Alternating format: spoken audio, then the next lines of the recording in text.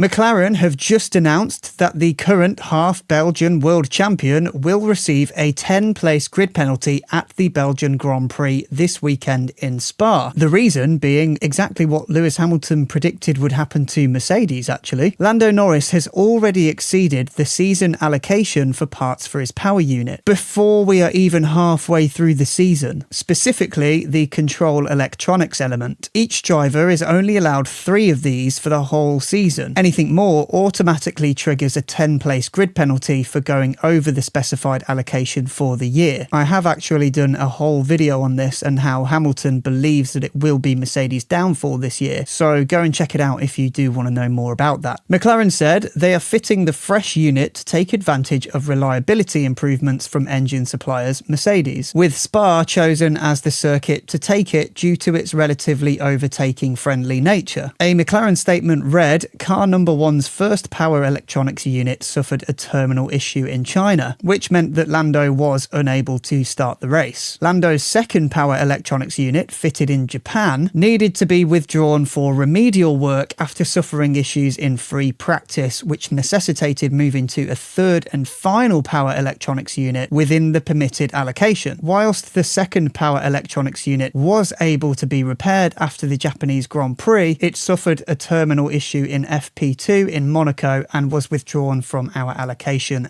once again." Now you have to think, if Lando is already taking penalties for going over his allocation for power unit parts, and we aren't even halfway through the season, it is basically inevitable that he's going to be taking the same hit again at some point. And this is all thanks to parts that were designed and provided by Mercedes, so I can't imagine that they'll be on McLaren's Christmas card list this year, or at least not Lando's anyway. But McLaren did go on to say this: "While the power electronics unit that we installed in Japan and have used in every session since Miami has worked reliably, Mercedes has since introduced a series of reliability fixes to the new power electronics systems. However, in order to take advantage of these improvements, we must incur a 10-place grid penalty on Lando's car in order to take a new unit. We have chosen to do this in Belgium, a circuit where overtaking is relatively more prevalent, as opposed to the following 2 events coming up in Hungary and Zandvoort. We now plan to use this 4th power electronics unit for the remainder of the season in order to maximise reliability whilst minimising sporting penalties on Lando." Okay, so they think that the power unit that they'll be fitting for this weekend will see them through for the rest of the season. I think that's quite ambitious and optimistic. But who knows, maybe Mercedes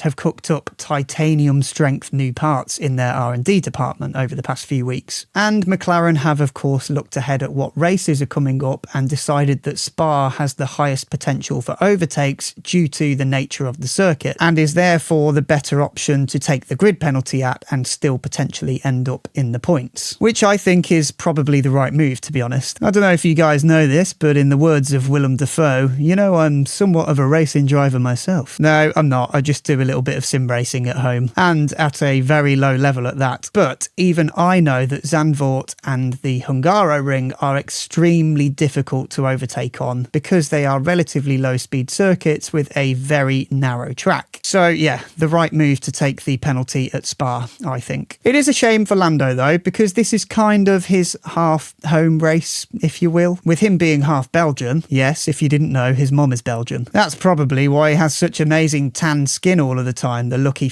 Just quickly before I finish the video, if you're looking for a great VPN which is also extremely cheap, then check out the link in the video to this description to get private internet access VPN for free for 4 months and 86% off for 2 years afterwards. I'll also put the link in the comments too. I don't think that I need to tell you all this, but of course online safety is important, and if you don't want to be giving your personal and sensitive information away to social media sites, which yes will be enforced by law soon, then a VPN is a good get around. We all know that social media sites cannot be trusted with our sensitive information. Past data leaks tell us that. So yeah, if you want a huge discount on a VPN, then check out private internet access using the link down below. And if you made it to the end of the video, thank you very much for watching. It really does mean a lot. And if you enjoyed the video, please do hit the like and the subscribe buttons. They are the best way to support the channel. Also, one last thing before I go, I know I'm talking a lot here, but you may have seen a few animations popping up throughout the video. I'm currently desperately trying to reach 1,000 subscribers. YouTube is already putting ads on these videos, so it would be nice to actually get something from that, considering it's me that does all the videos. But I can't earn anything from that until I get to 1,000 subscribers, so any subs, of course, do help. Cheers, guys, and I'll see you in the next one.